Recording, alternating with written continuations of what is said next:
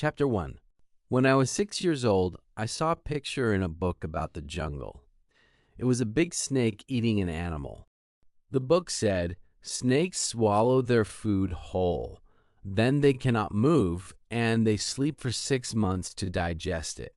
I thought about this a lot. Then I used a colored pencil to make my very first drawing, drawing number 1. I showed my drawing to the grown-ups and asked if it frightened them. They answered, "Frightened? Why would anyone be frightened by a hat?" It was not a picture of a hat. It was a picture of a big snake digesting an elephant. But grown-ups never understand anything by themselves. So I made another drawing showing the inside of the snake so grown-ups could see it clearly. They always need explanations. The grown-ups told me to stop drawing snakes and focus on geography, history, math, and grammar instead. So at age 6, I gave up a great career as a painter. After that, I chose another job and learned to fly airplanes. I have flown all over the world, and geography has been very useful to me. As I grew up, I met many grown-ups.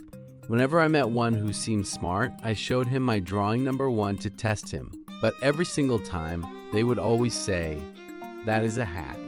Then I would never talk to them about snakes, forests, or stars. I would talk about normal things like golf, bridge, and neckties. And they were very happy to meet such a sensible man. Chapter 2. 6 years ago, my airplane crashed in the Sahara Desert. I was all alone with very little water.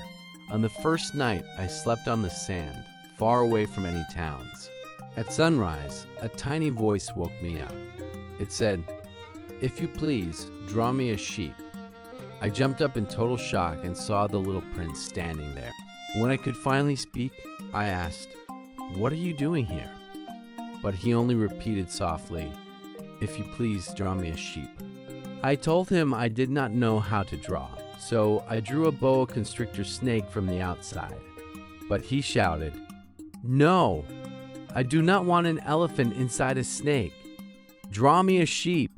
So I drew a sheep. He looked at it and said, "No, this sheep is too sick. Make me another."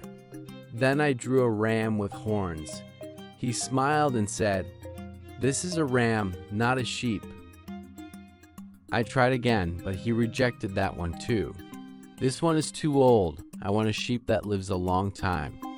By then, my patience was gone because I needed to fix my engine.